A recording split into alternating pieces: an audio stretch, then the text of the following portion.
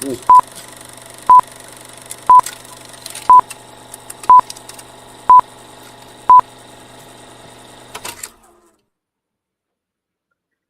evening, everyone. I believe we are live on YouTube, and I'm here with Odon Lafontaine.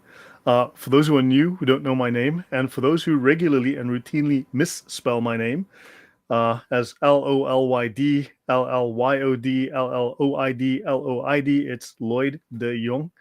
And in fact, I misspelled my own name, as you see in the comment there. Yeah. But that's just par for the course. So because I was changing it at one point to too few Lloyds, because I thought that would be helpful. Yes, welcome everyone, and thank you, Odon, for joining me on this discussion about the Qur'anic Mushrikun. My pleasure, Lloyd. Hello, dear audience. Right, is that your new place behind you, Odon? It looks good. It looks good, but it's only a temporary place for me. I'll move in my new place next month, and for the moment, everything is still in boxes, and it looks nice, but everything. I've got all my stuff packed, my books, and everything in boxes, and but I will move very soon, maybe at the end of next week. All right. Yeah. Well, that's good. Your place at least looks new. And yep. So Odon said he had a tough choice between reading a book. I'm not sure which book. I missed it, or joining the channel. So I narrowly convinced him to join me tonight rather than. It's this book, the new Robert Spencer, Muhammad, a critical biography. Just received it today. Okay. Well, excellent. Yeah. Yeah. Okay. Well, so where is Thor God Odon? That's Adam Seeker. Welcome. Great to see you, Adam. And Daniel Alvarez. Thank you very much. Just loving the content. Much appreciated. Thank you. And by the way, I may have Hussein Mashni on tomorrow. I did reach out to him, and yep, let's see how that goes. So, guys, let's dive into the material that I have put together. Let's hope this shares without any issues. Okay, yeah, so this is where I ended on the last slide last time. Let's hope we can take a bit of a faster pace this time. So we ended up with the high God hypothesis, with deism and Gnosticism.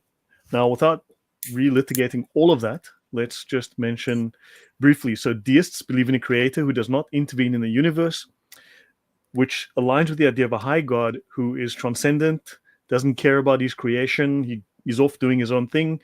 We are too small for him to notice. And this also is like the Gnostic monad. In Gnosticism, the monad is the ultimate ineffable, or otherwise inexpressible, indescribable source of all existence, often seen as distant and beyond human comprehension, which also aligns with Allah, the way Muslims describe Allah. The monad is not involved with the material world. And also, you must notice that in deism and with the Gnostic monad, there is no personality to the supreme deity. They have no personality. They have no character. They're not a person. They're just something. Would you agree with that, Odon? I agree with your definition, but I don't know whether we find this in the Quran. Yeah, no, agreed. But Muslims will describe Allah as ineffable, nothing like humans. In fact, the exact opposite of the Imago Dei. We can understand God because we are made in the image of God, in the sense that we share his characteristics. We understand his attributes like truth, love, justice, and so on. So we are formed within that. What did you say? What would you say? Those characteristics, those parameters. Whereas Allah somehow is ineffable, while at the same time, in Islam, he's got a vagina strapped to his leg. He's got one leg, maybe a shin, no legs. But he's nothing like the creation. He's completely unlike, completely opposite, and he's I don't know. Seems it depends. It depends whether you're looking at the literal Quran or at the Islamic narrative. The Islamic narrative has developed the idea of a very distant God. But in the Quran, Allah is very human-like. He has emotions. He resembles what people would think God or gods are in the ancient times. He's a bit like Zeus. See, he has emotion. Sometimes he's angry. He's also like a bit like the biblical God. Okay, so in other words, there's a conflict between the narrative and the text, and the plain reading of it. In a sense, yes, because the narrative has sort of purified the text. It forces the Muslim to look at the text with a preconceived idea of God. Okay. Yep. So these are all transcendent ideas that are very characterless, transcendent ideas of the main deity. However, they are all separated from the mundane. Whereas, of course, you have in the Christian concept, you have God who became a man, who incarnated as a human man and entered into the mundane. And this is something that these religions disagree with. Right. So deriving a conclusion. So the classification of the Nasara, who are asserted in the standard narrative as early Christians, right, as Mushrikun. Now remember, Mushrikun means associators. It doesn't really mean polytheists. So there's a very woolly use of that term, a very imprecise use of that term.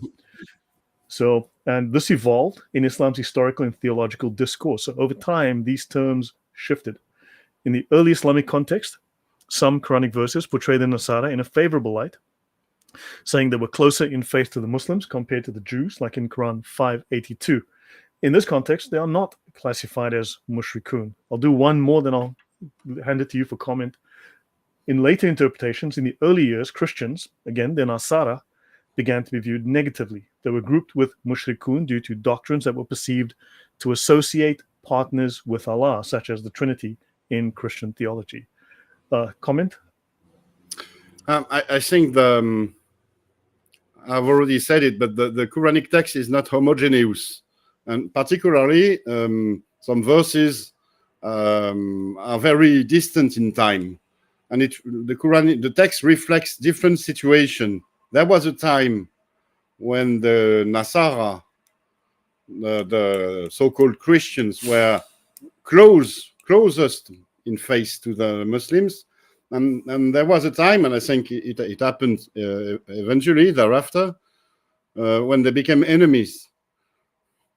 But this will be the main topic of a future presentation from me about the Nazarenes, especially about the Nazarenes.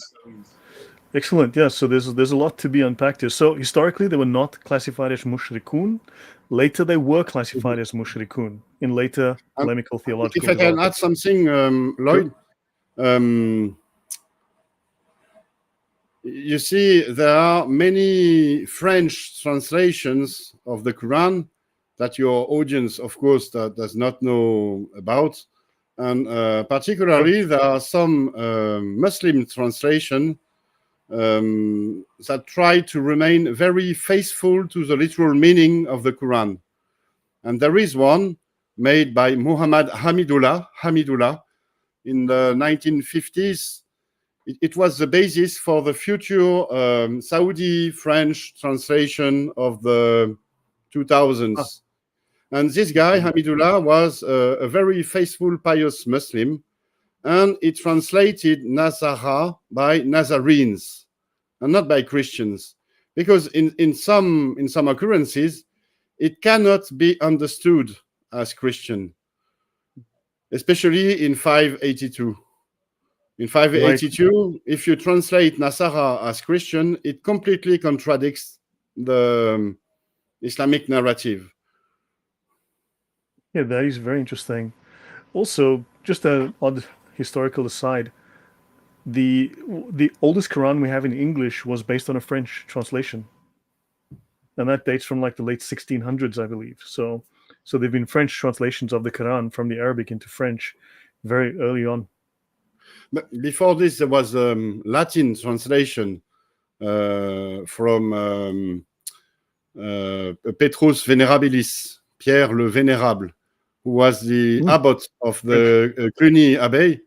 It was in I guess in the 13th century, And I think the French translations, the first French translation, were derived from this work, this early work. But there is something very odd with this translation. It has never been studied, this Latin translation. It has never been scholarly studied with modern tools in our times. And I think it reflects a different version of the text. So it's not the Hafs version.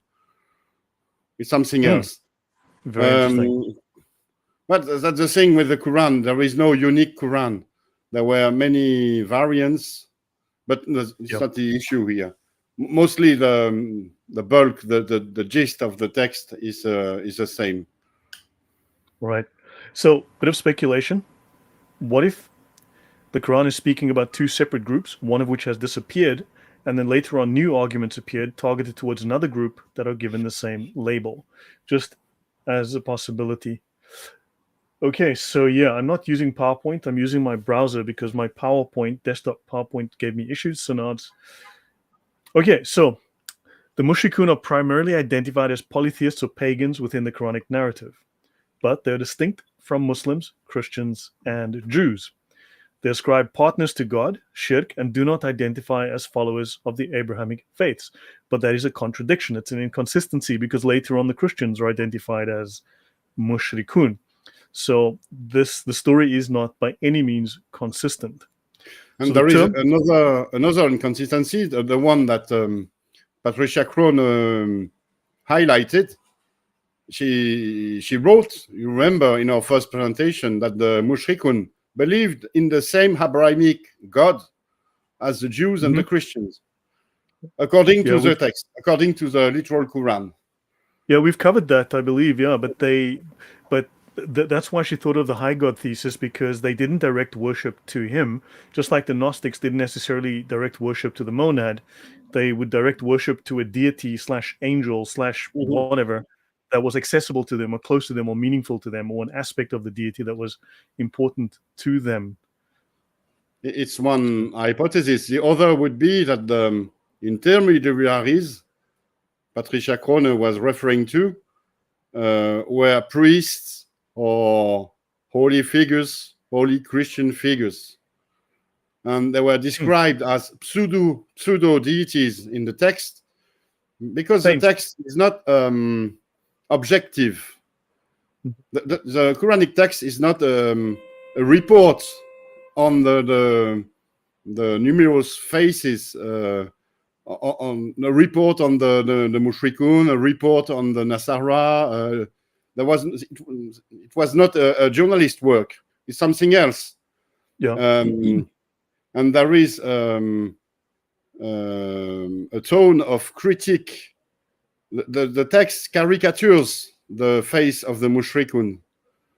So there might be more to, in the way they are described, they might be described as more associationists than they are, in order to caricature them, to slander them, So it's a bit of exaggeration, propaganda. Yeah, there's something of this, of exaggeration, propaganda. Yeah, you're right. Yeah. So the term Mushrikun apparently describes those who worship the same God, Allah, as the messenger, but they also venerate lesser deities who are seen as intercessors between themselves and God. All right. Now, you can see a parallel there with Christianity and Jesus, for instance. Or you may think of Catholics, intercessors, saints as intercessors, and so on. And there is another parallel to be made. You remember, in Judaity, in post-Second Temple Judaity, so in Rabbinism or Talmudic Judaism, there is this exact same concept of associationism, which is shituf, Hebrew shituf, and it refers specifically to Christians. Shituf, associationism, is the exact equivalent of shirk, and it refers to the Jesus divinity. Okay, so let me continue. And it predates Islam. It predates Islam. Okay, now that's everything does, more or less. It borrowed from something that had to exist. So now the Mushrikun or the polytheists acknowledge the existence. Oops. Let me just go back. So the Mushrikun acknowledge the existence of the same God as the messenger, referred to as Allah. So they accepted Allah as the God of the Jews and the Christians, meaning they had a shared understanding of a singular divine being, of monotheism. Although it's what's not 100% clear is that whether they believed in this God as the supreme deity or just as a valid deity, but not their deity, so they didn't care. Right? There's a little bit of that. But they certainly knew who Allah was. Despite apparent polytheistic practices, the Mushrikun seem to be aware of the biblical narratives and the concept of a sovereign God, which they identified with Allah. So they weren't ignorant of the biblical narrative. And although they worshipped lesser deities, they recognized the overarching authority of the same God worshipped by monotheistic faiths. So they are strong for pagans. These have strong parallels with monotheism and with Christianity. So you see these odd syncretism. It might be syncretism, or it might be that the narrative that you are reading in the Quran is not true. So Mushrikun, yeah, Odon? Yeah, that's something when you talk about polytheistic practices, actually it refers to the Islamic narrative, but not the literal interpretation, the literal reading of the Quran. If you look at the Quran, there are no 100% polytheistic practices that are described. There's no reference to actual paganism, pure paganism. In fact, all the Quranic references to paganism are historical, referring to Abraham.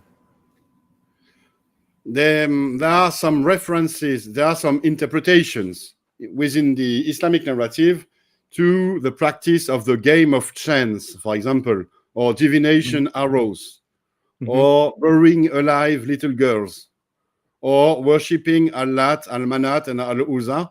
But when you really look into it, when you look at the literal text, it's not about pagan practices, it's something else.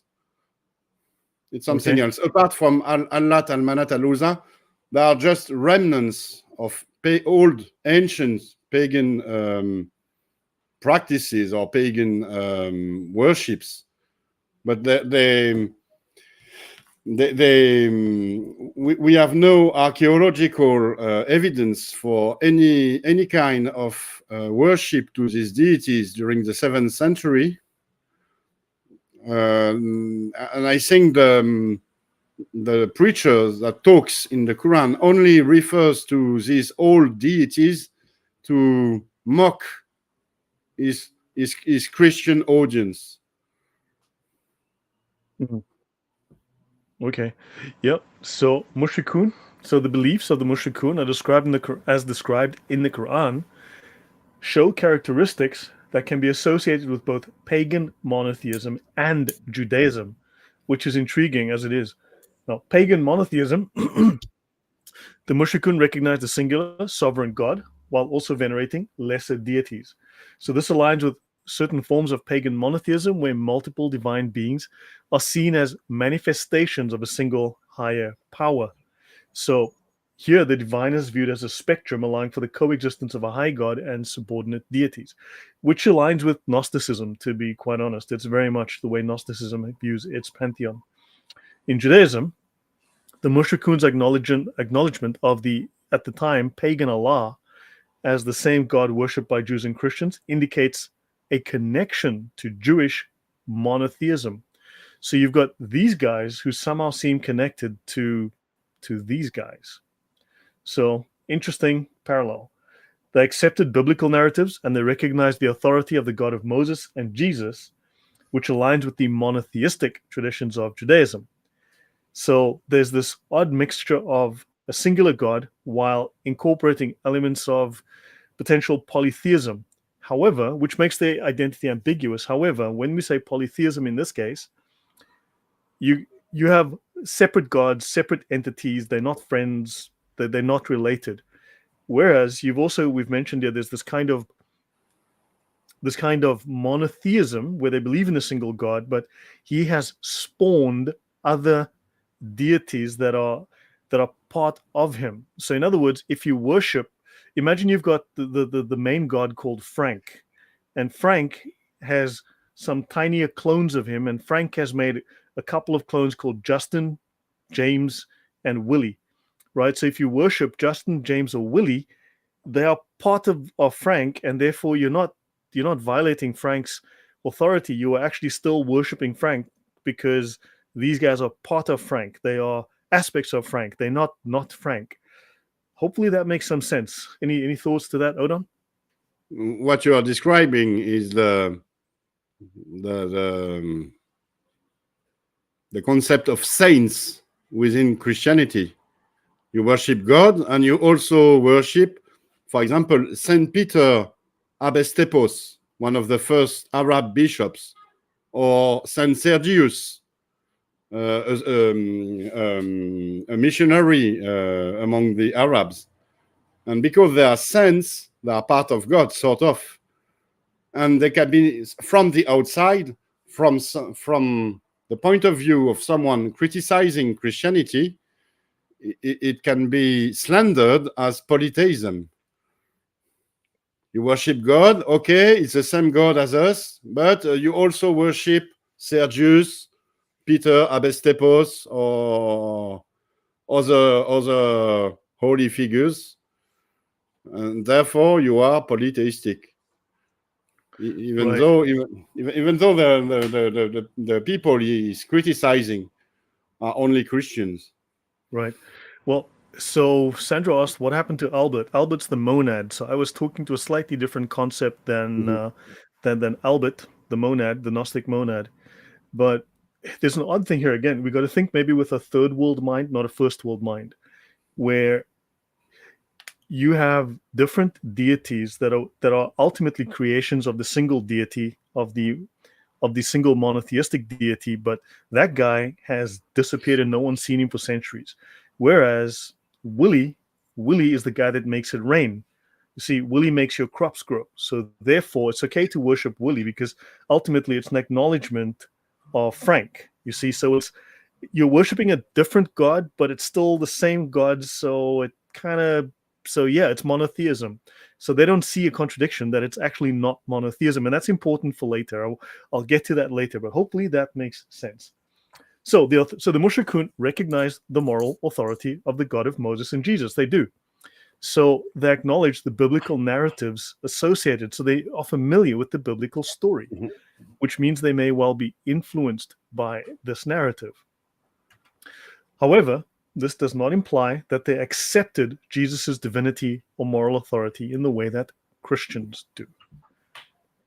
Any comment before I go on, Odon? Why do you say it does not imply that they accepted Jesus' divinity? You see, Lloyd, just to be clear with your audience, I am adamant on the Mushrikun being Christians. This is, I've worked on the literal text. I am very convinced of it. You have other ideas, nuances, and so on. So I won't bother you for every nuance, but for if we look at the so when you say that the Quran, the voice in the Quran, the narrator, is criticizing Christians, right? But also they present a false impression of Christianity. I mean, a largely Gnostic impression of Christianity. Many of these stories are from old 3rd and 4th century Gnostic myths, right?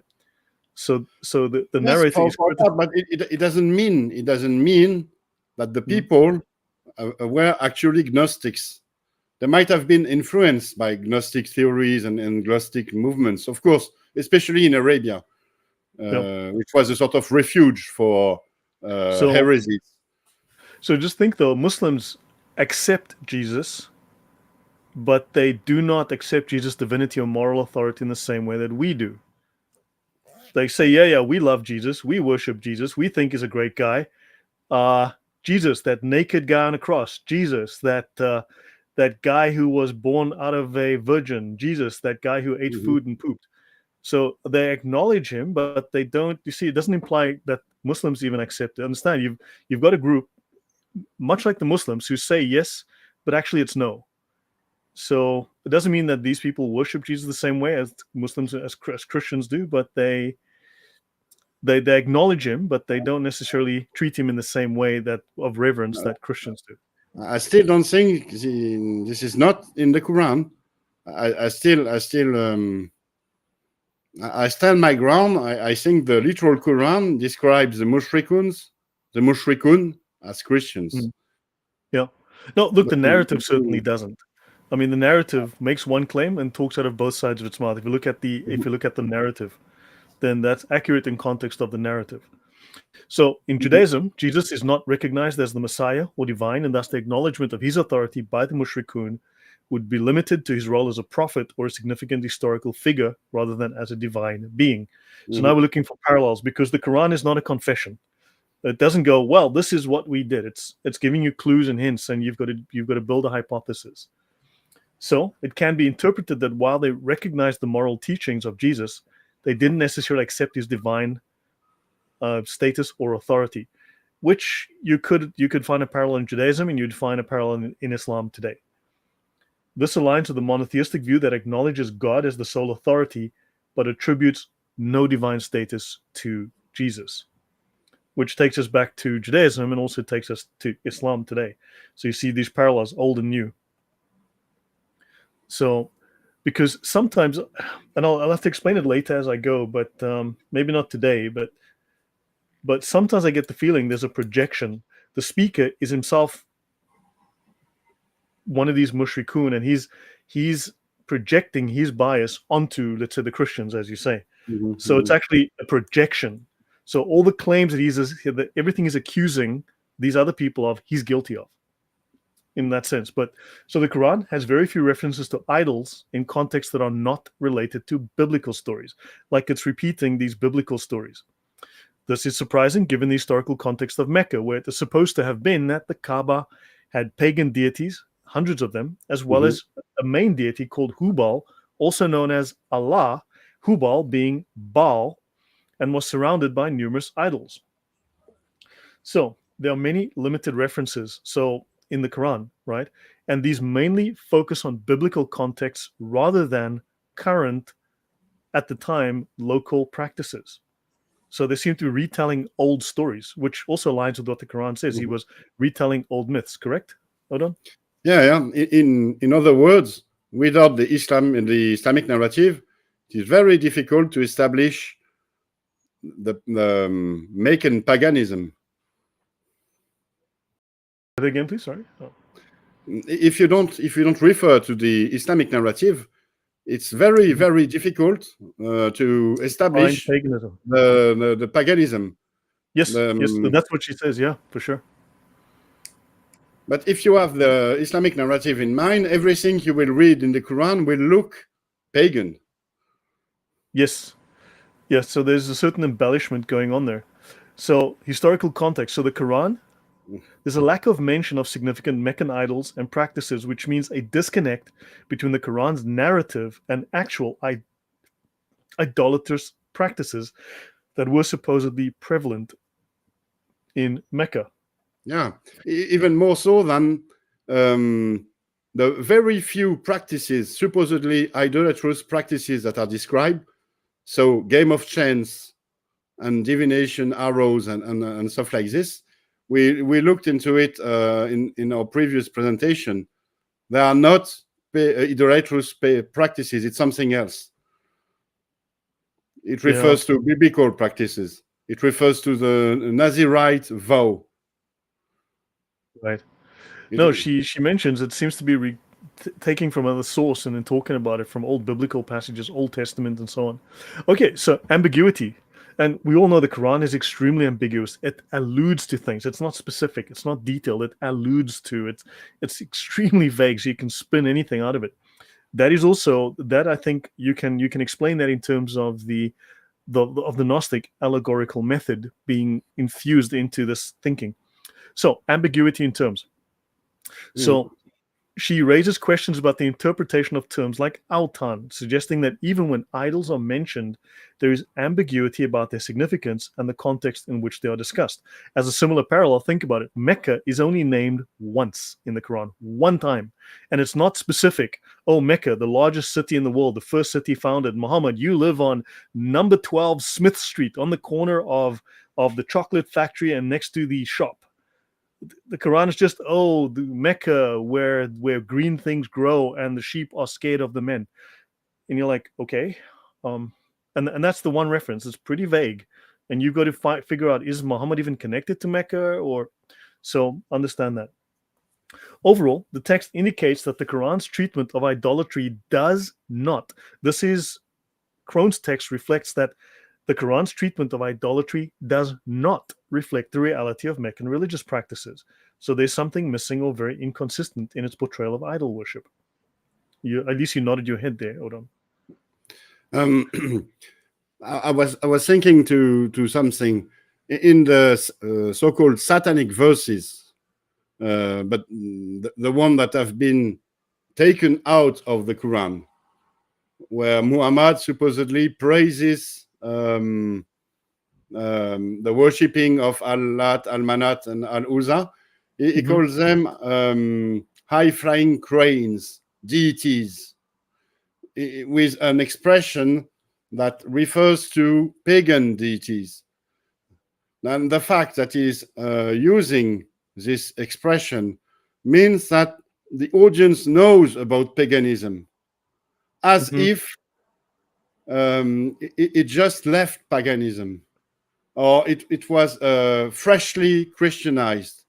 And so it remembered that their great-great-parents still worship pagan deities.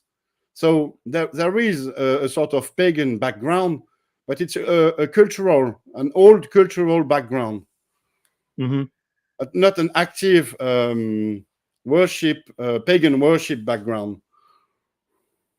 Right. And also I think that may be why Dan Gibson is so drawn to Petra, because that particular worship was centered in and around Petra. So I think that may be one of the reasons. The thing with Petra at the time, Petra was a Christian city. There was a bishop in Petra. And Dan Gibson, I don't know whether he wrote it or maybe he did, but he should have given more highlight to the fact that there was no active worship in the 7th century of pagan cults, pagan deities in Petra. I mentioned that basically in our opening slide. I mentioned that in the opening slide. There was basically no record of paganism in Arabia at the time. I have an interview of Julien Christian Robin, who is one of the most proficient archaeologists in Arabia. He was allowed to do excavation in Saudi Arabia. He did a lot of research in Yemen and all of Arabia. He's a world specialist. He wrote in Le Coran des historiens, the Quran of the historians, so a reference book that was published 4 years ago in France, 5 years ago, that there were absolutely no active pagan worship in Arabia, save for Mecca and Medina, maybe Medina and Mecca, based on on the interpretation of the Islamic narrative, but only based on this. Okay. But if you really look into the Mecca case, as Patricia Krohn did with her book Meccan Trade and the Rise of Hagarism, Meccan Trade and the Rise of Islam, you realize that Mecca did not exist as the Islamic narrative described it. Right. It cannot be. There cannot be agriculture and fishermen and so on in the Mecca that is described in the Islamic narrative. It can. What do you mean, Lake Mecca no longer exists? Are you saying that the Meccan Lake of Galilee is dry? Someone pulled the bath plug on it? That is. No, I've been to that. I've been as close to Mecca as I can get legally because they are. I've been around Mecca. and that area is dry. It's really dry out there. But a Muslim correspondent once told me it's because there was a climate change in the Middle Ages. Mecca used to be green and fertile, and he doesn't know why. Maybe because Islam wasn't fully applied there. But the climate changed, and Mecca became a desert. Oh, so Mecca became a desert, and these are 6-year-olds, by the way. So hold on, hang on. Let me just share something here. Let me share my full screen, entire screen. And not only was there climate change, darn it, it's not. Let me stop sharing in my screen shares, and I'll go back to sharing my screen. Let me share my entire screen rather than. Yeah, there was climate change that removed Lake Mecca, and these are 6-year-olds. I assure you, these are 6-year-olds from the 7th century. This is what 6-year-olds looked like in the 7th century, people. And climate change has made them become younger and younger and look like proper 6-year-olds today. Just true story. Excuse my sarcasm. Oh, by the way, for some reason, my desktop version of PowerPoint would not load. So I was forced to load this in the web browser-based version of PowerPoint, and it's corrupting some of the font. So that's why the weirdness, because for some reason I have to reinstall Office or something. Just briefly, Tagut and Al-Gibt. The definition of Tagut: false gods or idols worshipped alongside or instead of God, right? Allah. The Quran tells believers to stay away from these entities. So, of course, this would give us some reason for thinking that that's why there's a contradictory view of Jesus. On the one hand, they worship him. On the other hand, they honestly revile him. I mean, they are extremely nasty in reviling Jesus. So it's really odd, the cognitive dissonance there. And then also, messengers were sent to various nations to preach the worship of Allah alone and warn against the worship of Tagut, so idols. So now we go from worshiping the Trinity to becoming idol worshippers, and they call us idol worshippers. Now, personally, I don't think Odon goes out and licks his local crucifix, but I know people that go out and lick a big rock, and this apparently is not idolatry. Now that is completely contradictory to think about it, right? But also you can see now why they see us worshiping Jesus and thinking of the Holy Spirit and the Trinity as part of God, as being God, as idolatry, because this is what they are taught.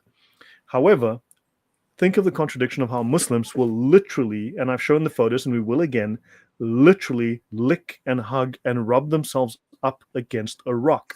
They will literally rub their sexual organs up against a rock and then claim that this is not idolatry, because remember what I said earlier? You had different gods who were not friends, they weren't related, weren't family, and there was maybe there was a big major single deity, but maybe the big creator guy, but he either got mugged, knocked unconscious, and he's lying in a ditch somewhere on a different planet, and he's not going to be seen for a long time, maybe ever, and therefore we have to deal with the gods we have, or the gods that we do have, that these pagans are worshiping, are part of the original God anyway. So if you worship Willie, you're worshiping Frank anyway, so it doesn't matter.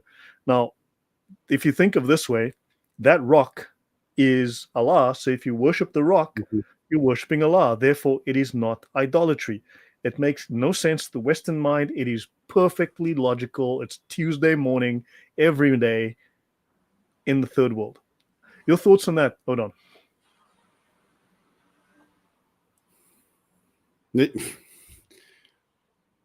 Okay, I understand the reasoning, but is this so blatant that the Islamic narrative was polluted with old pagan practices? Like this. The Quran, there's the interpretation, and there's the words in the Quran, there's the interpretation of the Quran, and then there's people's understanding of what they think the interpretation is of the Quran, because they don't read the Quran, they listen to the scholars' interpretation of it. So there's like different levels of understanding here. There's not one understanding. There's another angle to this topic of Arab paganism. We have the descriptions of the Quran, okay. We have the critical study of the Islamic narrative, okay. But we also have the sources from the late antiquity about Arabs, and they are described as being barbaric.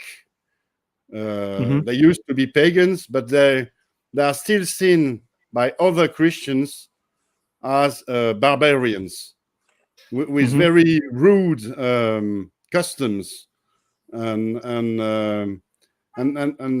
they have kept pagan rites, and they are still said to worship stones, like the black stones or the white stones or other stones, and so they are seen from I don't know, from the point of view of the inhabitants of Jerusalem, for example, as savages, maybe Christianized, but still savages. Yeah. No. Yeah. So the thing is, you can worship Well, is quite at least literally some of them, maybe not all of them. But yeah. No. There's a it's a soup. I mean, we're trying to identify this. It's a soup. We're trying to identify the ingredients so we can separate them. We're trying to make distinctions. You know, but the idea that I'm trying to present here is that while they are literally doing what we would consider to be pagan acts, pagan practices, directly primitive pagan acts that we know historically are so, they don't see it as that, because in their mind, when I'm rubbing myself up against this rock and licking it, I am worshiping Allah because Allah made this thing, therefore it is Allah, therefore it's okay. That is like the third world mind, and this matches with some of the idea of the high God. Now, of course, we come at this with an academic view from the Western world. Well, the high God hypothesis works exactly like this. And if there's more than a 1 inch deviation, then of course it's all wrong and we've got to ignore it. I agree. But the fact is, these are people that are not exactly what I would call educated geniuses. And they're all going to manipulate these ideas and present them and use them for their own purposes, for their own agenda, in their own way. That's why you have. So therefore, it's not going to conform exactly to the dictionary definition. Odon? Yeah, and beside, within the Muslim population, in the first times of Islam, there were not, they did, excuse me, they did not all think the same. I want to refer here to the episode of the ransacking of Mecca by the Karmashians at the end of the 10th century. There was an Alid faction that did not agree with the pilgrimage and with Mecca being chosen as a holy city. And they attacked Mecca, destroyed everything, poisoned the Zamzam well, and they took the black stone. They stole it.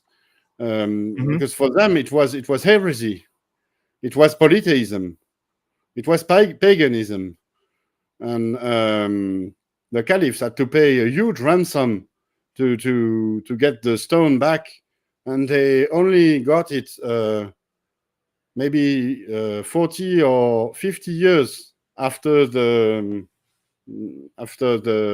conquest of Mecca by this group, and so. We don't, Muslim cannot be sure today that the stone they are worshipping, actually the fragments of stone is the same that they are worshipping, are the actual, real, authentic fragments of the true black stone from the 7th century. That's, does anything work right in Islam? Okay, so let me get through this slide very quickly and move on, because I have like a billion slides okay, so let me see. Crone contrasts the Quran references to idols with the historical context of Mecca. We've mentioned this, right? But within the narrative, there's a deep-rooted idolatrous practice, right?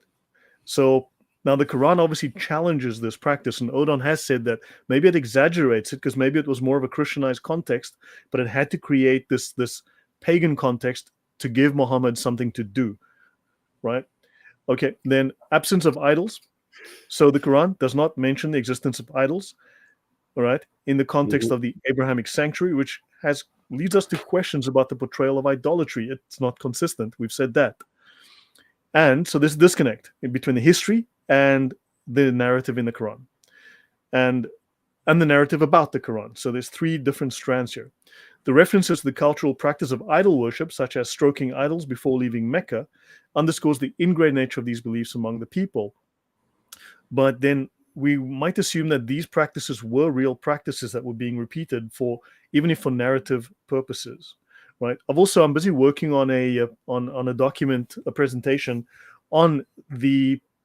Odon, I'll throw something at you while we're here. I'm busy working on something that examines the beliefs of the pre-Islamic Arabs, the pagan Mhm. Arabs, right? Because there was paganism at the time, and I mean there was paganism in Arabia, and I'm looking at the beliefs and what we know of their beliefs, because they weren't a written culture. At least what's crazy is there was a lot of writing going around. I mean the Yemenis and so on, they were all written cultures. There's a profusion of languages, but somehow the Muslims come along and suddenly all writing just disappears. Poof. Mhm. Mystery, right? And they're not a written culture when literally everyone they interact with is a written culture, but not these guys for some reason, which doesn't make sense, but okay, fine, let's go with that. There was a huge. But There were huge destructions of documents during the yes, Arab conquest. thank you for The saying that. I'm glad. library And of I want, Ctesiphon, the library of Alexandria, but Alexandria. especially the library of Ctesiphon. Okay, that would be Iraq, Baghdad, for those of Mhm. you who are not that familiar. Close enough. Oh, we even need to look at what the word Baghdad means, where it comes from. But the point I'm getting to is that for a future show, what I've got is I'm working on the history of these Arab pagans and their beliefs and their culture and their beliefs and their attitudes. You mentioned they were barbaric, they were violent. This is actually captured in what remains, what we have of their poetry and their songs and their prose, their stories. And this is how they retained history with a lot of it. Pardon me, a lot of embellishment. Would memorize these things. So does that sound familiar? So, and when you listen to these poems, to these stories, to these songs, these are violent, bloodthirsty, and extremely pagan, and they deal with demons. We now call them jinn. And you start to realize, man, these Arabs were very pagan and very brutal and very primitive. So that's something I want to get to. Don't you think it very conveniently fits the Islamic narrative? You think these were forgeries? I think so. I think so. Yeah, well, I mean, I'll go through some of these and we'll see, because they seem to, I mean, they do allude to a civilization that isn't exactly, that is kind of primitive, not exactly sophisticated. But let's go on. Mhm. Okay, so before I get sidetracked, so Near Eastern Christianity and Sidney Griffiths. Let me just take this. Okay, so here's a quote that's very interesting. Right now, quoted by Crone, nothing but mainstream Near Eastern Christianity is reflected in the Quran. Now, guys, I'm providing multiple different perspectives. I'm going through many different scholars, including Odon, whom I am considering here as a scholar. So I'm providing multiple different strands, multiple perspectives, so you can see there's a lot of different ways to interpret this, right? So there's nothing but mainstream Near Eastern Christianity reflected in the Quran. However, she points out that her comment on that: no mainstream Christians of the messenger's time saw Jesus as a prophet to the Israelites, or denied that he was the Son of God, or credited him with the revealed book, or held him to have confirmed the Torah, took the virgin birth to mean that God blew his breath into a model, denied that the Jews had crucified Jesus, held his mother to be a Levite, nor envisaged Jesus as having been born under a palm tree. Mhm. That's very important. That palm tree thing, that goes back to Jerusalem. And she concludes that the most obvious candidates are Jewish Christians. And that's quoted by Robert Hoyland in his paper Patricia Crone, The Quranic Pagans and Related Matters. Your thoughts, Odon? That's my conclusion too. There is something very specific in the Quran. There is now religious claims that we don't find. We cannot find them anywhere else. We find traces of them in the ancient sources from the fathers of the church or from antiquity historians when they are talking about Ebionites or Jesseans or Nazarenes or Jewish Christians. But that's the thing with the Quran. It's not a copycat of something that was common at the time. It's something. It seems like something new because we don't know exactly the kind of religious current that fueled the Quran. Actually, I think it's not new at all. It pertains to Jewish Christianity or Nazarene Christianity. And I think Patricia Crone was right. The most obvious candidates for the influence, the religious influence of the Quran are Jewish Christians. Right. So, yeah, I mean, so, because it's clearly not Orthodox Christianity presented in the Quran. No, it's another Christology. So Jesus is not the Jesus of Christianity. It's another Jesus. He's Messiah of Israel, of course, but he is not God. He might be called Son of God, but not in the sense of being God himself. And that's something a bit confusing. In Surah 9, there is a verse condemning the Nazarenes, Nasara, for saying that the Messiah is Son of God.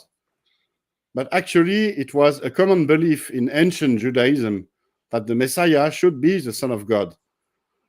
The big surprise with Christianity was that Jesus declared himself as the Messiah, as the Son of God, and as God himself.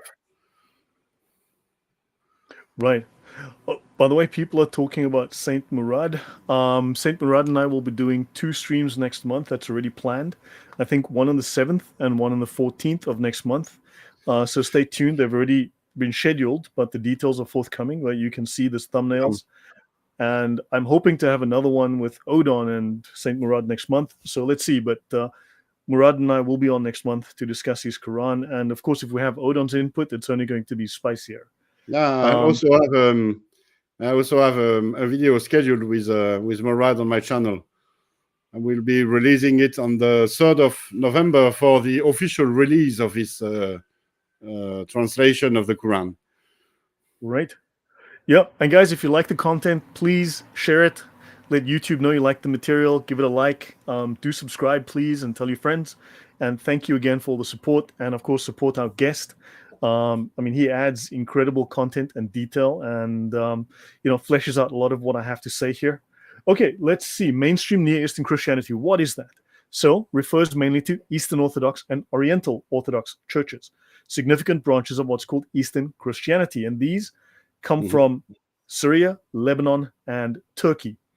Eastern Orthodox Church, the largest body within Eastern Christianity, and it claims continuity with the original Christian church founded by Christ, emphasizes adherence to the decisions of the first 7 ecumenical councils, has a rich liturgical tradition, and the Eastern Orthodox Church views itself as the true representation of the Christian faith as practiced by the apostles and early followers of Christ.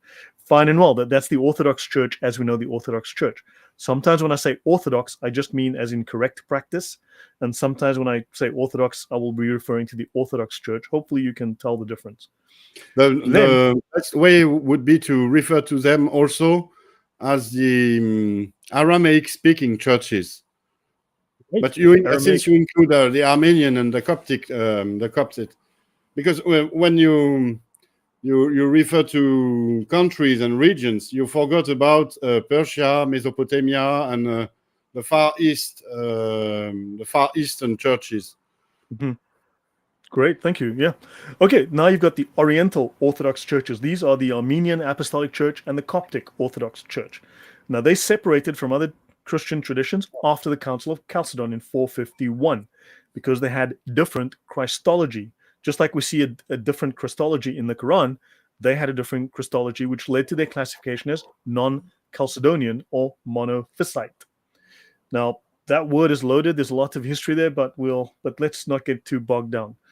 Heterodoxy considerations. First of all, Eastern Orthodox and Oriental Orthodox churches have been viewed as outside of mainstream Christianity due to distinct theological positions. I wouldn't say strictly. Let me just put something here. Please. There is no such thing as mainstream Western Christianity in this time. The vast majority of Christians were in the East.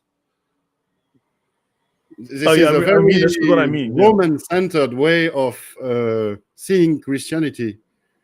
Yeah. No, what I'm saying is that from, I mean, I'm going back, but just from the point of view now, looking back, we'd see it in that sense. But yeah, good point. Okay, so I mean, in terms of their conflicts with the Catholic Church, I'm kind of writing in that sense.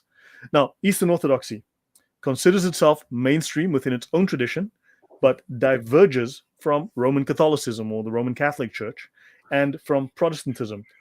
It understands doctrines such as the Trinity and apostolic succession differently. It rejects the papal supremacy, and it has a conciliar or council model of governance. Okay, Oriental Orthodoxy, often labeled heretical by other Christian traditions due to rejection of certain ecumenical councils and the view of the nature of Christ. Now, the Oriental Orthodox belief is that Christ has one united nature, which is Maya Physite or Mia Physite. So he has one united nature that is both fully divine and fully human. They reject the idea of two distinct natures in one person, as defined by the Chalcedonian definition, while also affirming that this unity does not create confusion or division between the divine and human aspects. How you can have them mixed and yet separate is kind of weird. Whereas, so yeah, we go with the Chalcedonian definition. So now I want to throw something at you. Muhammad is Jesus, right? And we'll look at the Gnostic Gospels as to why, and I'll explain this in a moment. Now, the Quran mentions the following figures with these frequencies. Muhammad is only named 4 times with additional indirect references and titles. Jesus is named 25 times with over 187 total mentions, when including indirect references and titles, like the Messiah or the Son of Mary. Moses is mentioned 136 times and Mary 70 times. Now, if Jesus were mentioned only 4 times in the Gospels, which is a text centered around his life, it would raise skepticism about the integrity and the purpose, the intent of these Gospels, if he was only mentioned 4 times and it mentioned Odin, and it mentioned, if it mentioned Odin 427 times. So Jesus appears 4 times in the Gospels, but Odin appears 430 times. You'd go, is this a book about Odin? Who's this Jesus guy? Now, the Quran, supposedly a verbatim record of Allah's words, mentions Moses 136 times, Jesus 187, Mary 70, Muhammad is only named 4 times.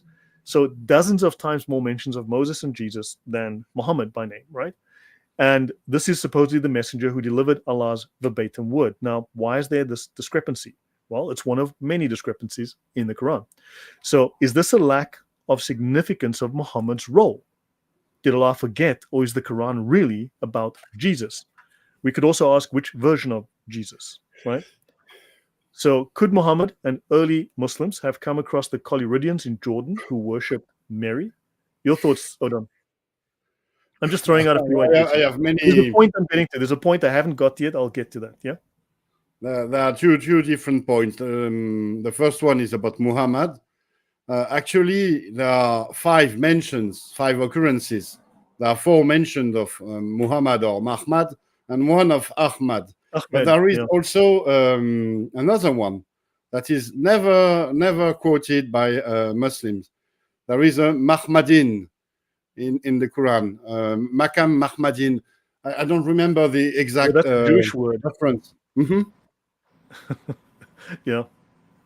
Now, there is a verse in the Quran with the MHMD roots that is not understood as referring to Muhammad because it cannot be understood as such. And it tells us that the MHMD root, Mahmad, was not about Muhammad. it tells about a desired or cherished place, a makam, which, in my opinion, is a temple. According to the Islamic narrative, the Islamic reading, it's about Mecca, but I think it's about Jerusalem and its temple. And it tells us about the use of Muhammad in the 7th century. It did not refer to the Prophet of Islam, but it referred to Jewish assertion about the temple. The temple is a Muhammad place, a place that is cherished, worshipped, precious to Jewish people. And it also refers to the Messiah himself.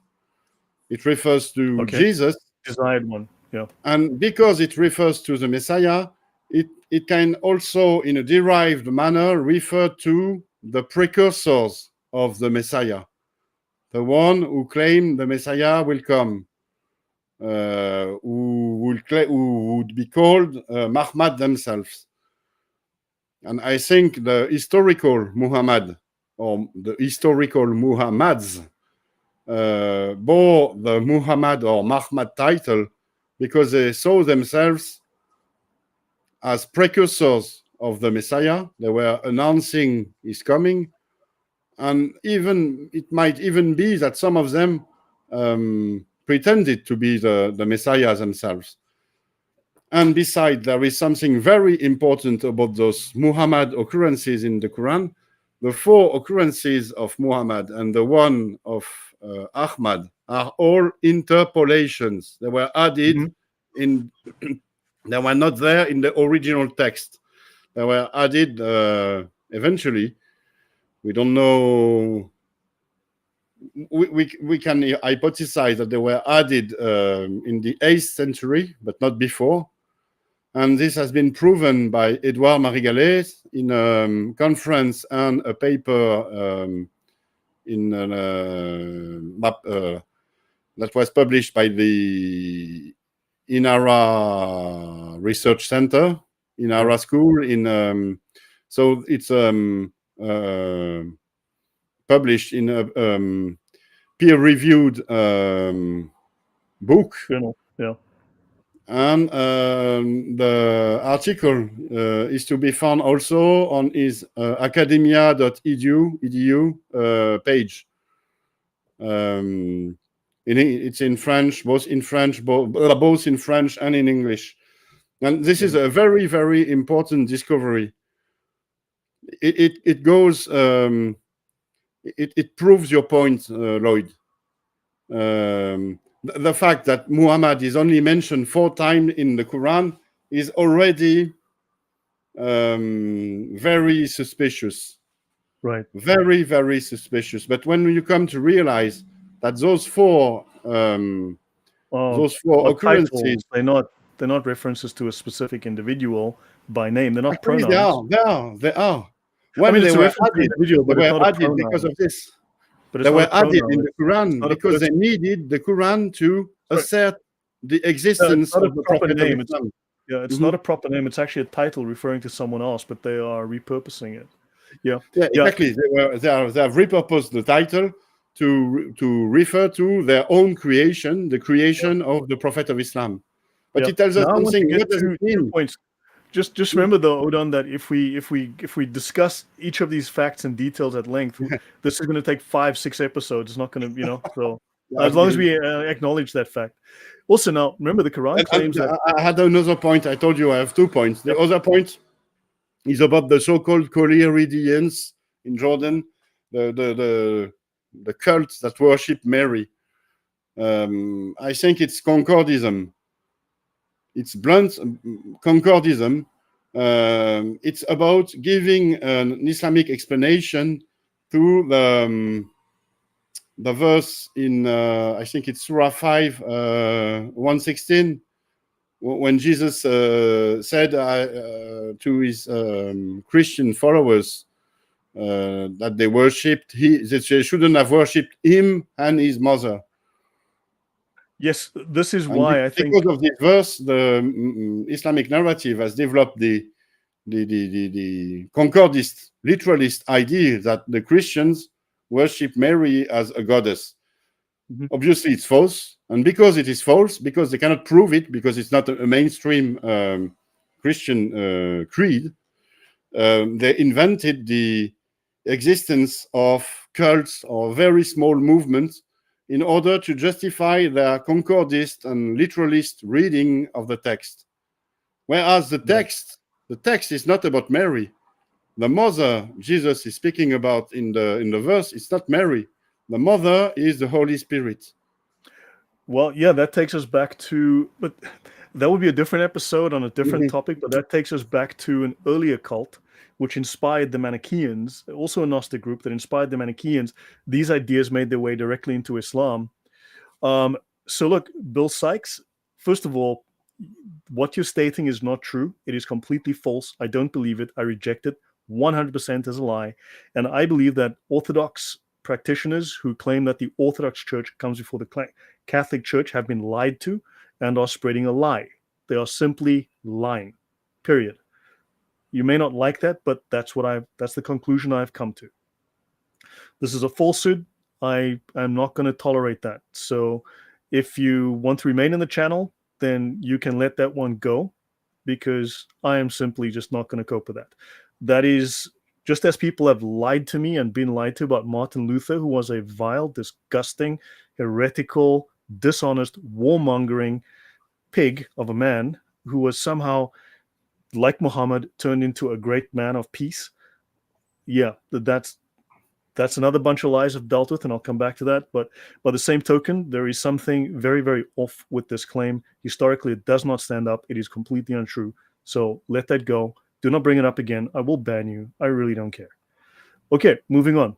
So this last point here was just a speculation, because Odin, I was just thinking, where did they get this idea of Mary as part of the Trinity, right? So are they taking this idea from the Collyridians and then, exaggerating it, embellishing it, and saying, well, blah, that's what Christians think, because there's so much heretical content in the Quran that you're like, what's a little bit more, And then, okay, so now Griffiths, yeah, we're going to be here for 6 episodes at this rate. So Griffiths references several texts. The Gospel of Luke. Now, this is what the main crux of my argument here. The Gospel of Luke, the Proto-Evangelium of James, right? So there's the Diatessaron by Tatian, and in a footnote, the apocryphal Gospel of Pseudo-Matthew, which includes the palm tree story of Mary found in Surah 19 of the Quran. Now, what is important of the palm tree story, this takes us back to just outside of Jerusalem on the way to Bethlehem, to the church of the Kathisma, the church of the seat of Mary, where according to legend, according to the Bible, on the way from Jerusalem to Bethlehem, they went, but according to further later legends, she sat down, she was tired, she was hot, she sat down on a rock halfway between Jerusalem and Bethlehem, and she wanted to drink. And of course, a spring, an angel, God caused the spring to come up, and she had water for her thirst. Now, of course, in the Quran, you have these, in the Muslim narrative, you have stories of a palm tree that feeds Mary. The palm tree bends down, gives her shade, gives her dates, and the spring.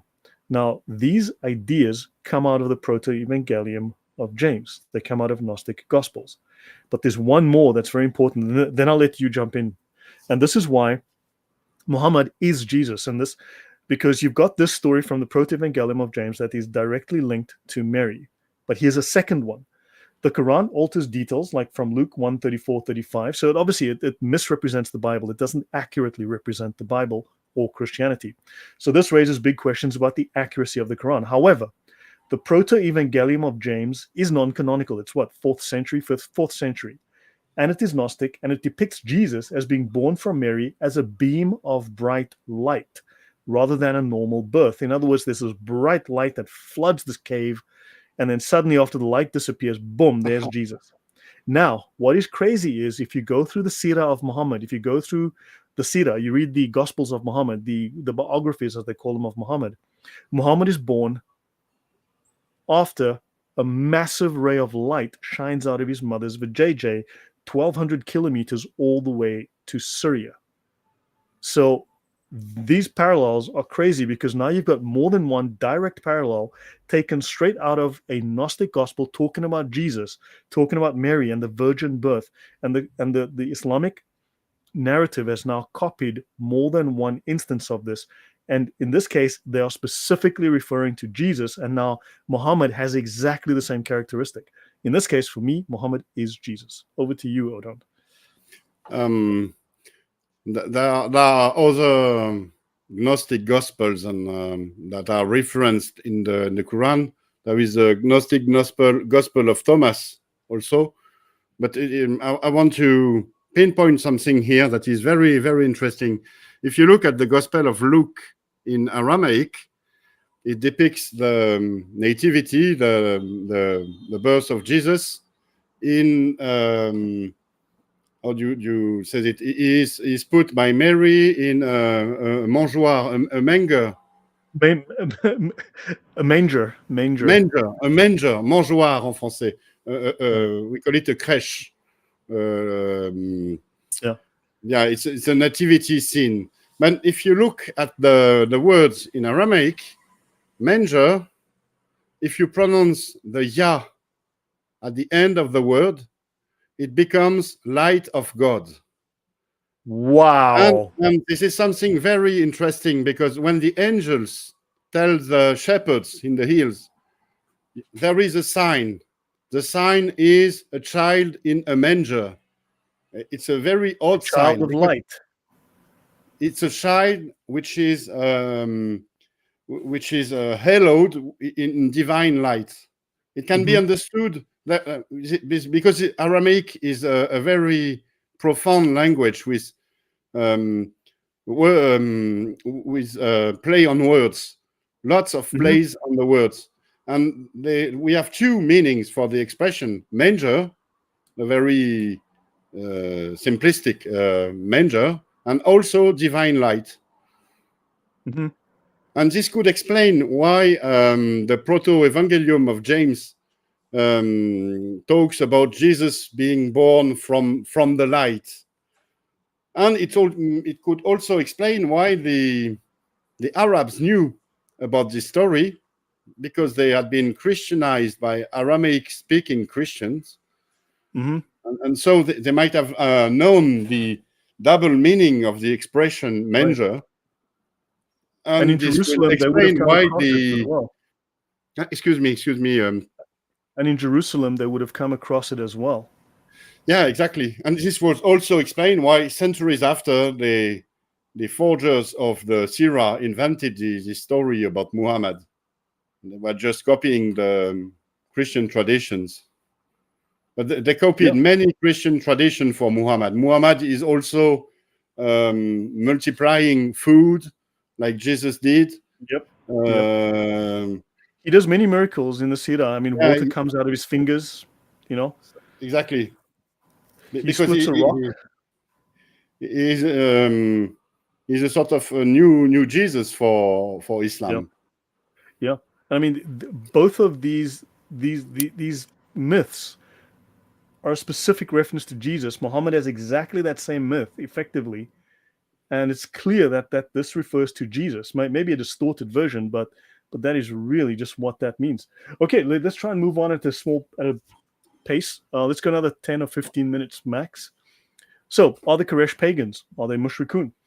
The Quraysh are referred to as Mushrikun in the context of the Quran, right? People who ascribe partners to God, who are worshipped multiple deities alongside the God of Abraham, known as Allah, right?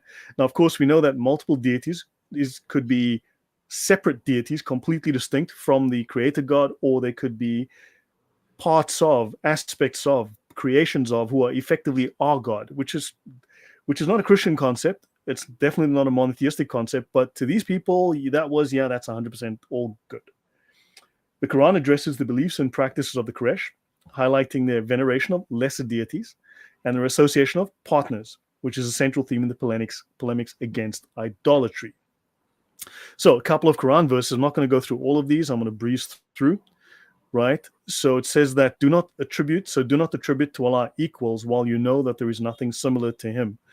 Okay, that also tells us that Allah is nothing like creation, but we know from a Christian point of view, God made creation, and creation is a reflection of God's character and characteristics. So this already is a dichotomy with the Christian and Muslim view. So not the God of Abraham. The verse emphasizes the oneness of God, warns against associating partners, which is supposedly the practice among the Quraysh, who worshipped idols, which would also, that's crazy that this description of pagans would also match Christians, right, Odon? Yeah, I fully agree. I fully agree. So it's really odd that you can actually come to the conclusion that it's Christians when they're talking about total pagans. It kind of makes no sense, but there you go. Welcome to the Quran. Okay, do not insult those they invoke other than Allah, lest they insult Allah in anger without knowledge. Okay, so we are ignorant. Okay, and so there's a handful of verses. I'm not going to go into all of these, but we rely on idols that hold no power. So for them, it's a holy duty to not have us recite this blasphemy. So for Muslims, it's blasphemy. That's what they're saying, right? Yeah. If you look at Surah 3, at your point 3, Surah 16, the one they are invoking are dead people. They are like corpses lying in the grave. They are saints, holy figures from the past. Right. It's crazy, these allusions to, it's like sometimes it takes the figurative and makes it literal, and sometimes it takes the literal and makes it figurative. It's some kind of transformation they take, yeah? And besides, when you look at the text and the numerous references you provided, you see that we have different stances towards so-called idolaters. Sometimes they are harshly condemned, and sometimes they are to be condemned, but not too harshly, because we have to befriend them and we have to play nice with them, because maybe they can be useful. And so you see here that the Quran is not about a grand statement about polytheism or paganism or even Christianity. It's something very circumstantial, pertaining to historical events, actual events in the 7th century. And depending on these events, there might have been a stance towards a harsh condemnation or a different stance. Yeah, it seems if that was written at a later time, then they had a later view, and that view made its way into the book 200 years later. So, once they had dominance, once they had political power, once they had military strength. So, yeah, there's a way of explaining a text that did not understand. Yeah. At the time. What we do get, remember, I'm kind of paraphrasing Crone here. She's saying that of these Quraysh, some of these members adopted beliefs that blurred the lines between monotheism and polytheism. Now remember, they've already got a mistaken view of polytheism. They're referring to things that are not polytheistic as polytheism. They're simply just lumping it in there. But there may be truth in that. You've got, let's say these are Messianic Jews, or these are heretical Christians or Gnostics or something that have let's say a pseudo-biblical flavor to them, but they seem to have a syncretic set of beliefs that blurs monotheism and some potentially pagan ideas. So the Quran emphasizes very strongly uniqueness and sovereignty of God, and it goes against people who deviate from that. So there seems to be potentially a deviance from that. Now, look, you can point it at Christians, granted, you can. And she does mention that. But there might be other groups as well, because she lumps in a whole bunch of people into the Quran lumps a bunch of different groups potentially into the bag called polytheism without much distinction. It doesn't make great distinctions. So there's inconsistency and lack of clarity in the Quran when it discusses idolatry, right? The idols in the Kaaba, we've already discussed that. You'd not guess from the Quran that the Kaaba had a bunch of idols. That is all part of the hadiths and the seerah and all of the other literature around it, right? The narrative around it.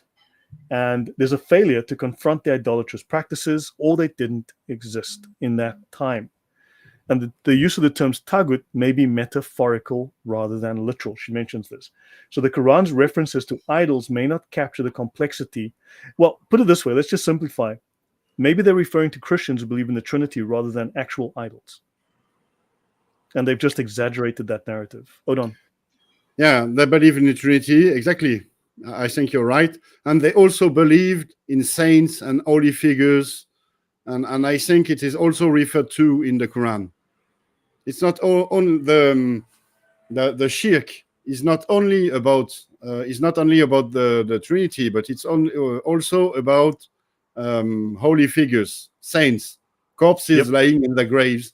But it's also about holy figures in monasteries, giving one's daughters to a monastery, for example, where they will consecrate themselves to God. That these idols function exactly the same way as saints do in Christianity, which backs up your point again. She now affirms your point. Yeah, I agree. There is something that is referred to in the Islamic narrative as an idolatrous practice, which is not. It is about giving some of the crops to the deity. It's not about literally. It's not about giving the crops to as a sacrifice to a pagan divinity. It's giving part of the crop to a monastery or to a church as a good deed. Mm-hmm. You see, as an offering, but not as a sacrifice to a deity, to a pagan deity. Wow. So it misrepresents that as well in tithing. Yeah, it's part of the exaggeration. Right. And the slandering. Right. Yeah. Excellent points. I mean, so hopefully the audience is starting to see there's multiple strands. I'm trying to present all of them. There's also multiple streams of thought by different scholars. I'm trying to present various of these, but to show you that there's a range of thought here, but also I'm trying to give you all of these and then we can hopefully try to start making distinctions and start separating one line of thinking from another, one narrative strand from another, so that we can start to make clear distinctions and then start eliminating or identifying. So the Quran and paganism, right? So the Quran doesn't acknowledge idols. Okay. Now here's the thing. So Muhammad in the Quran at least doesn't engage with idolatrous practices. So there was no idolatrous practice at the time, it seems, or in that place at least. And right, nor does he threaten their destruction, which would be expected if these practices were a central concern. The absence of these is very telling. So the Quran's portrayal of the Quraysh and their beliefs do not align with the historical realities of idolatry. If idolatry were real at that time to that degree, then there's a disconnect between the text and the religious landscape. Otherwise, we're talking about believers who believe in maybe a trinity, as we've been discussing. And the ultimate conclusion is that the Mushrikun were not straightforward pagans. They cannot be in the traditional sense. They worship the same God as the messenger. They refer to him as Allah, and they recognize him as a high deity, which already is a very strong parallel for pagans to have almost exactly the same theology as these monotheists. That's very unusual. That really doesn't make sense. So this religious identity blends elements of monotheism with the veneration of intermediary figures. You can say Christianity, Catholic Christian practice, similar to practices in late antique religious contexts. So we can begin to conclude that this could just be a condemnation of Christianity, could also be a condemnation of potentially some heretical groups, or both. Your thoughts, Odon, before I move on? We'll do another one slide more maybe. There is another argument to be made. If you take the Islamic narrative, the Nazarenes are supposed to be Christians. There are only 14 occurrences of the Nazarene or Nasara, Nasrani expression in the text. In a vast, the environment is almost 95% Christian. Right. How can this be? There are almost no references to Christianity in the Quran, according to the Islamic narrative. There is something wrong here. It talks about Jewish figures. It talks about Jesus, but it almost never talks about Christians. It's because the Mushrikuns are Christians. Yes, I want to mention something though, because I don't want to make too many firm conclusions, because I think there's still room for a little bit of inquiry and refinement. But this came out a couple of days ago. This is only a few days old. It says October 9th. So this is I follow the Biblical Archaeology Society. I subscribe to them. I have to resubscribe again. These guys do some amazing work. And I mean, look, there are scholars obviously that are very left-leaning, very liberal, and they talk absolute nonsense, and you just ignore those guys. But they do present some great information. The information's great. The interpretation is just terrible, useless, worse than useless. But that said, this is on Jews in pre-Islamic Arabia. Now, I'll mention this without wanting to cause a big fight, but Jay Smith once said something on a different channel about me, because he didn't say my name, but he was referring to me because I'd said there was the presence of Jews in Arabia. And he was saying, no, that never happened. There wasn't a single Jew, not for a million miles. The nearest Jews were on Mars. Yes, I'm exaggerating, but effectively that was the point. Now, a couple of months later, archaeology is showing that apparently there was a Jewish diaspora, and this is the early days of these discoveries. And there are archaeological sites, there are inscriptions that refer to Jews, and so far they've examined this area, and there's definitely a presence of Jews in this area. And this starts to get reasonably close to, it's in the Hejaz, and it's getting very close to Mecca. So which means there would have been trade going through here, there would have been some kind of conversation, some kind of traditions being shared. So, and they mention here terms like rabbi, and they mention names of people, Honi and Samuel, inscriptions are Hebrew names. So we've gone from, there wasn't a single Jew on the planet. In fact, the Jews had taken spaceships and gone to Mars, and therefore Lloyd is wrong about Jews in Arabia, to archaeology showing, yeah, definitely the Jews were all over the place in Arabia. So just thought I'd mention that. So pre-Islamic Arabia became home to a sizable Jewish diaspora, it says here. So yeah, the evidence. Now, also at the time, just to clarify, I was referencing a paper by someone else who said it. I didn't say that I believed it. I said the paper says that. The author of the paper said that. That wasn't my claim. I was saying that's what's written in the page, on the page. But fine and well. But anywho, so yeah, so they mentioned they moved to Tema, and before the Bar Kokhba revolt. So but these are actual inscriptions. These are actual tomb inscription from Tema Oasis. Isaiah, the counselor, son of Joseph, the mayor of Tema. So you had Jews in Arabia, and therefore the Jewish narrative was present in Arabia. Your thoughts on that, Odon? I think we can end here. I don't know why Jay Smith made this claim about the Jews never having been in Arabia. I think it's very common. He made a specific reference to me because I'd referenced something about the Sharia, and the Sharia had come from the Jews, and there were Jews present in Northern Arabia that they got this information from. And he said, well, the claim is false. There were thousands of Jews there, and like blah, blah, whatever. Anyway, long story. So Jay and I can fight with that another time. The thing with ancient Judaity, there were dispersed among every trade route in the known world. And there was a very old trade route, the caravan route, going from Yemen to Petra and then to the Mediterranean Sea. So with halting sites at Taif, Yathrib, and so on. And it seems only natural to think that Jews were there. Yeah, they were everywhere. They were in every port, in every halting sign, in the caravan routes. So why wouldn't they have been in Arabia? Yeah. Besides, and this is Saudi Arabia. Look how green this is. I seem to remember that in the Acts of the Apostle, in the Pentecost passage, there is a reference to Persians, Elamites, and people from all around the world coming to Jerusalem for the pilgrimage, so Jews. And I think there is a mention to Jews from Arabia there.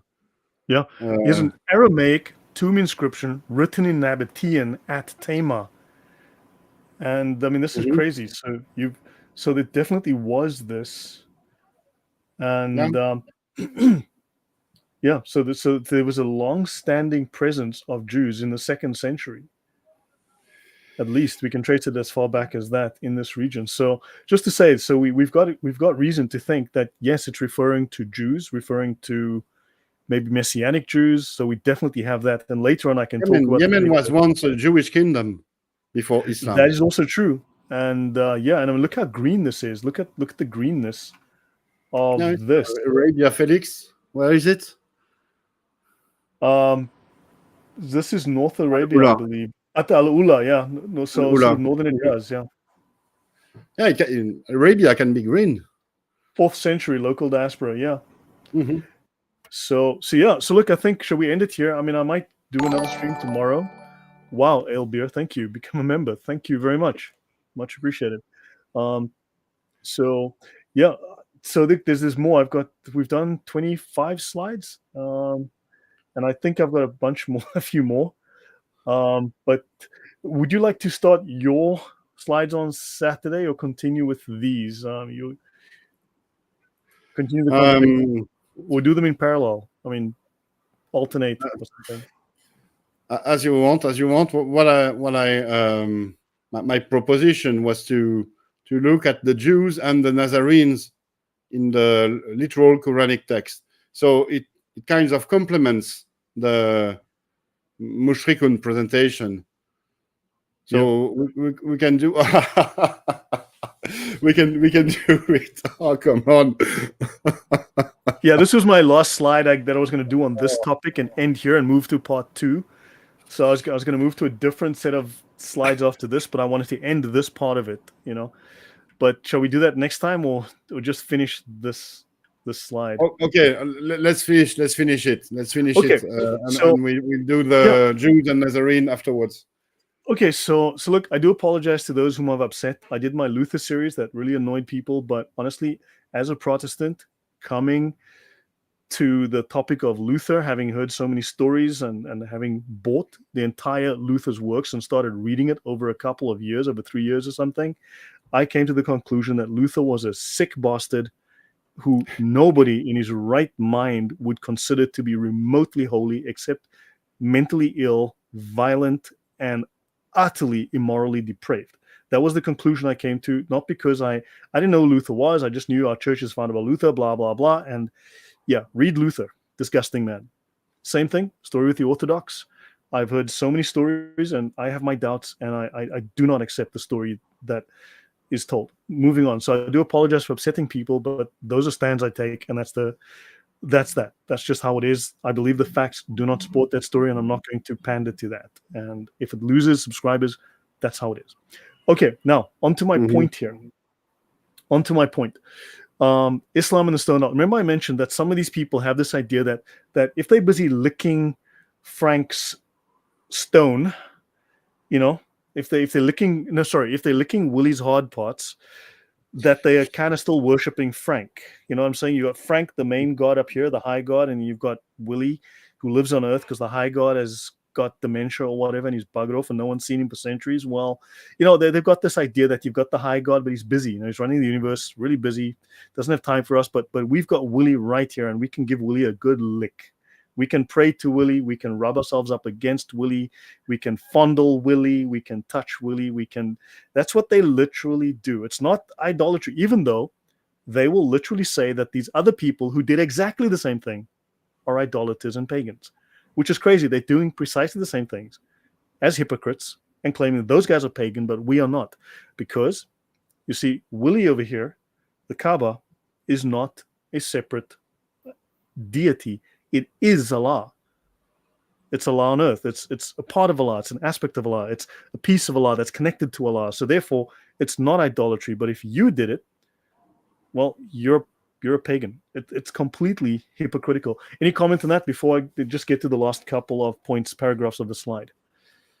Yeah, it really, if every decent person would think of this as a pagan practice. But if there are other practices, there were other practices at Mecca during the pilgrimage that are also from a pagan origin. I'm referring here to the stoning of the devil.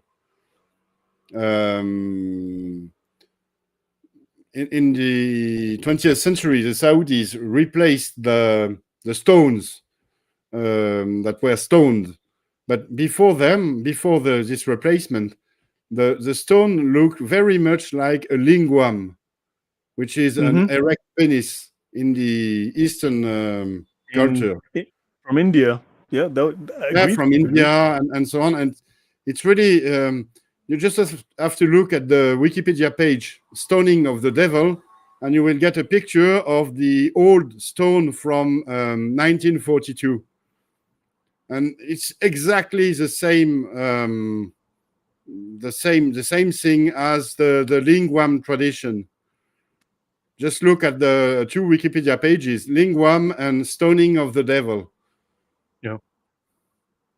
Yeah, no, I agree fully there. So understand. And if you look also at the shape of the silver casing of the black stone, it's also very, very similar to the yoni tradition. Yes, The yoni 100%. it complements the lingwam.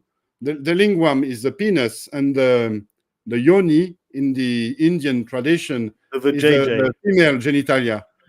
And really, it looks like this.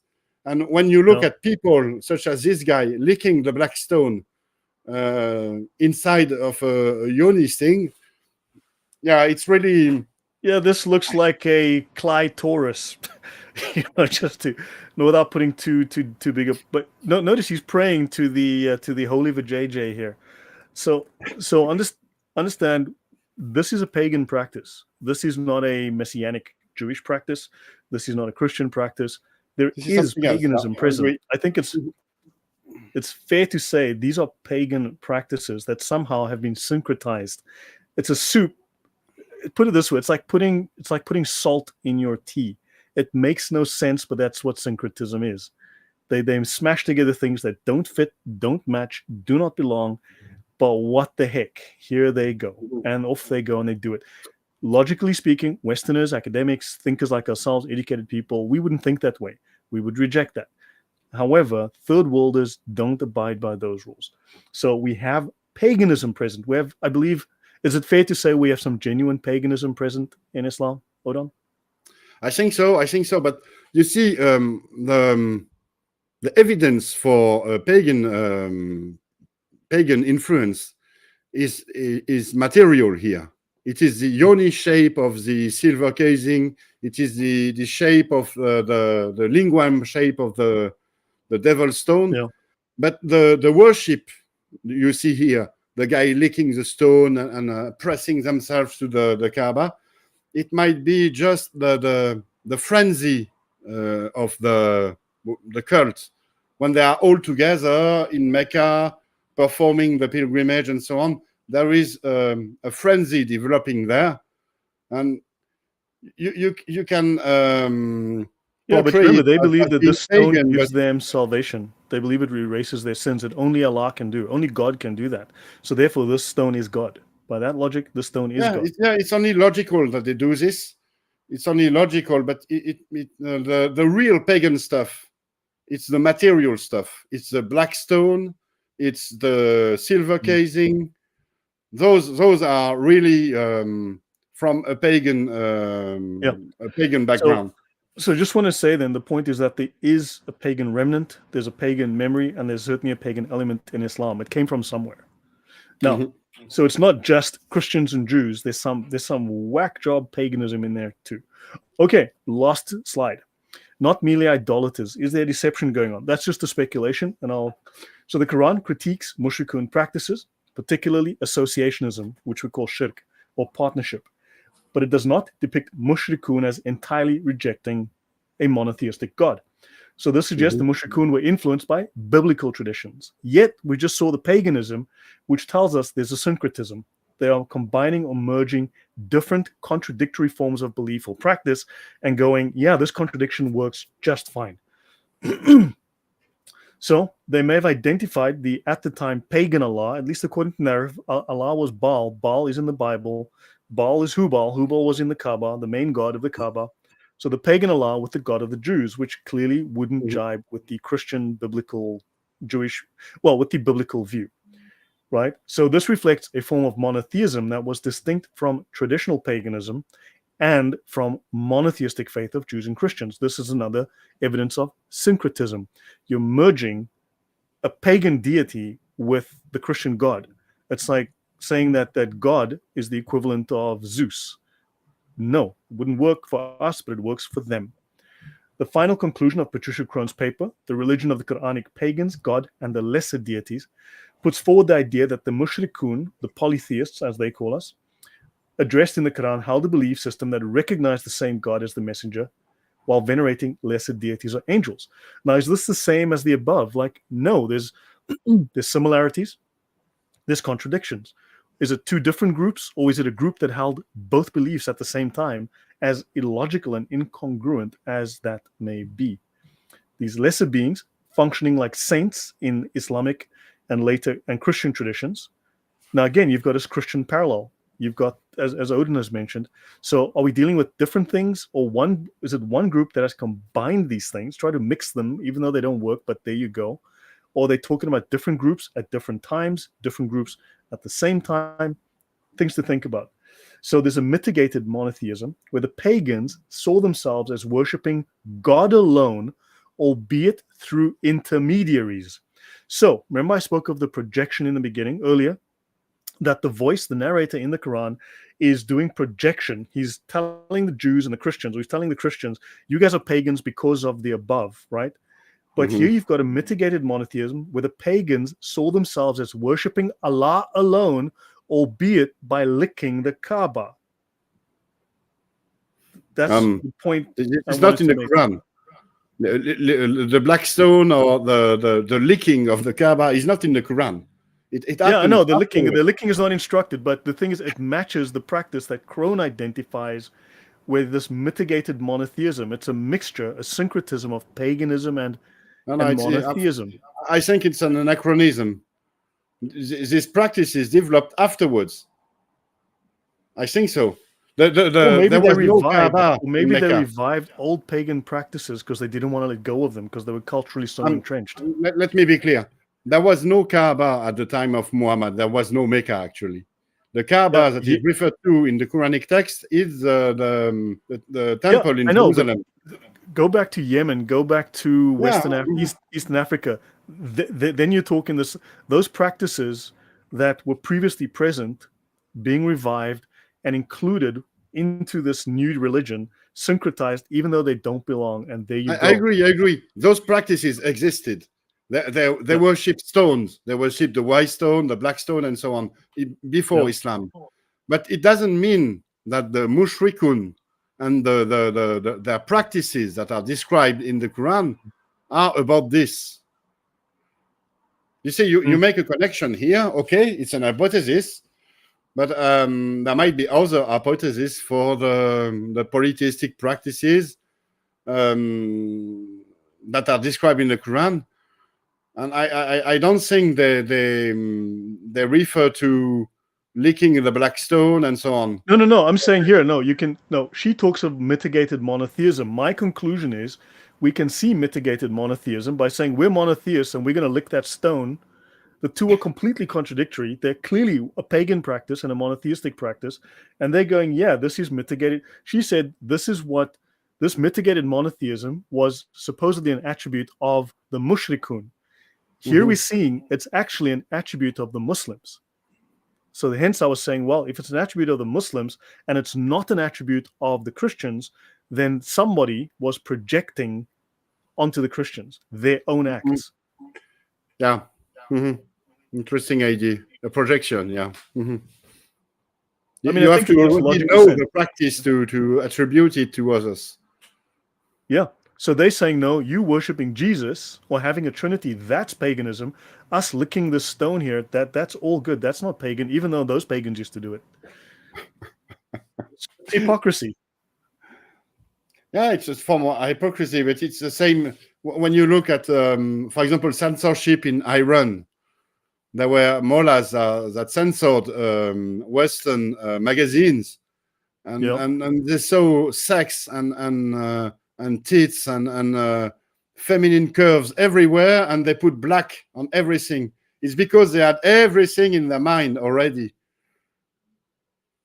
Yeah, well, so hopefully that makes some sense. I mean, logically it makes sense, but hopefully you might see there's a projection.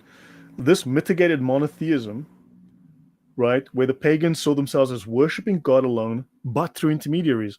that makes no sense to our minds. But we worship to God, right? We pray to God, but they have the black stone, which can take away their sins. So the black stone, only God can take away sins, not an object, not the creation cannot do that, but they claim it can because the creation is God to them. That is mitigated monotheism that they were accusing the Christians of, the Mushrikun of. Here you've got these Muslims doing exactly that because they are the ones who are guilty of mitigated monotheism. They are the pagans who've combined and syncretized, and yet they're projecting and accusing us of it. That's kind of the final conclusion here. So you've got a weird blend of biblical monotheism with ancient pagan practices, which they've retained, revived, and included somehow. At least, yeah. So I'll leave it at that, Odon. Give you the last word, and we'll call it a night. Christians don't pray to Jesus by Maria. That's intercession. There's a different in term. There's reverence, intercession, different terms, different concepts. Anyway, yeah. Last word to you, Odon. I very much like your title, Not Merely Idolaters, a Deception. Because this is what this Mushrikun stuff is about. It's a deception. The Mushrikun, in my opinion, in the Quran, were Christians. Maybe not Orthodox Christians and so on. So, all right, we agree on this, right?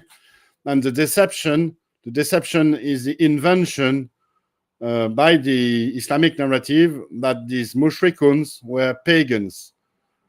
And this was essential to Islam. Islam needed a pagan background as a sort of blank page on which it could write its own history, its own revelation.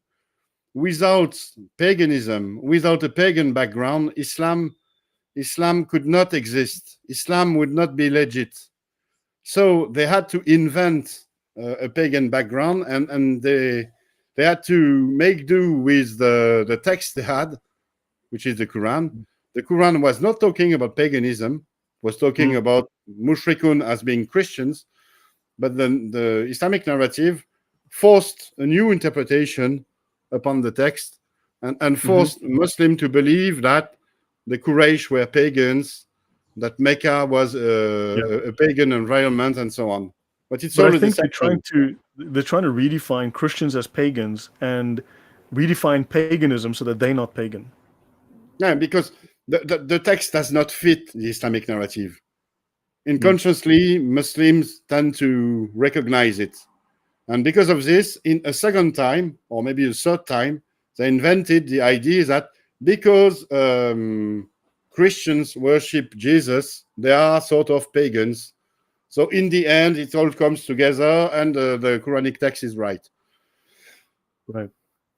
Yeah. So I mean, I think we agree on a lot of things. We might argue about slight definitions or just terminology, but I mean, on the whole, we seem to. This is just different information or additional information or clarification of things just to try to flesh this out. Because I'm going through multiple strands. I'm saying this scholar thinks A, scholar thinks B, this scholar thinks C. Let's figure this out. And the Quran has this whole confusion. Can we unwrap this thing? Can we identify distinct threads and ideas here? And that's what I've been doing. That's what I'm trying to do. And I mean, I agree. I think we agree on like 99% of things here. Odon. No? I think so. Just coming from different angles and different directions at the same target. I think so. Yeah. I mean, because I thought, I mean, the very first episode, I thought you were going to come down on me from a great height and leave a smoking crater in the ground when you were done with me. No, you've read my book. You know what I think. We agree on most things. The only thing I already talked about this is that I don't see religion as you seem to present it. I don't see religion as the belief in a god, a one god, many gods, as an opposition between monotheism or polytheism or lesser deities and so on. All those are abstractions. That's not what really counts for a believer. Remember, I'm paraphrasing Krohn's paper. I'm kind of rewriting or paraphrasing her paper. You know, so it's... I agree. But what I wanted to the point I wanted to make is that what really matters for a believer is not that there is one God or two gods or three gods or we are monotheists or so on. Those are this is not the issue. The issue is salvation. What gives me salvation? Does God grant me direct salvation? How will I be saved? Is it through Jesus' intercession, or by doing stuff with Jesus and so on? This is what's really at stake here. And because we tend to see things with abstractions like monotheism, polytheism, and so on, we miss the main point. And especially in Islam, Islam has a concept of salvation as not going to hell and going to paradise instead. Right. But it does not present itself as a religion of salvation, and it does not put the hell and paradise stuff as its central element. Its central element is supposedly Tawhid, monotheism, pure monotheism. But it's all a sort of deception, because the main thing in Islam, it's not about monotheism. It's about salvation, like in every other religion. And if you want to understand Islam, you have to look at its salvation proposition. What's the salvation Islam proposes? So it's about that's worth taking on a different. That's a topic on its own. I mean, how they view the afterlife, salvation, death, and all that. I mean, that's actually worth. So let's actually do that as a separate discussion, as a breakout. Shall we do this again on Saturday? No, it's also very relevant to our Mushrikun. So let's issue, because let me just give me 1 minute, just 1 minute. Salvation 59. Is about 58. Okay. Salvation is about getting rid from. It wasn't me. Odon just dropped off the stream, guys. I'll text him and ask him where he went. Still there? Do you still hear me? Yeah, you just disappeared off the stream. I don't know what happened. Was not me. Okay. No. The point I wanted to make is salvation is not just about going to paradise or not going to hell. This is a very simplist way of putting things. Salvation is about getting rid from evil. Mm-hmm. And the salvation proposition of the literal Quran is about getting rid from the Mushrikun. This is something interesting. The Mushrikun are part of evil. They are evildoers, such as the Jews and almost everyone, according to the Quran. And it gives us another way of seeing the religion that developed in early Islam, and how Islam developed thereafter. But like you said, it's material for other presentations. Yeah, because look, I mean, I've gone 27 pages in 4 hours. You know, we're gonna be here for a while discussing each of the details that I'm presenting. I mean, there's a lot to be unpacked. I mean, I'm just trying to focus on one thing, more or less, but there is so much here, and I mean, it needs to be discussed, because there's so many potential meanings or interpretations, and we've got to try and narrow it down. But look, on Saturday, shall we do your slides or continue with mine? I mean, or should we pick yours up on Saturday? We can do yours. I thought we agreed we continued on yours. Can we do that? It's up to you. I mean, I'll let you decide. I'll let you decide. If you're ready, then we take something new, and we can always carry this on next week again. All right. But guys, thank you very much, everyone. I hope it's been entertaining, despite my my obstreperousness here and there. But thank you all. God bless, guys. Take care.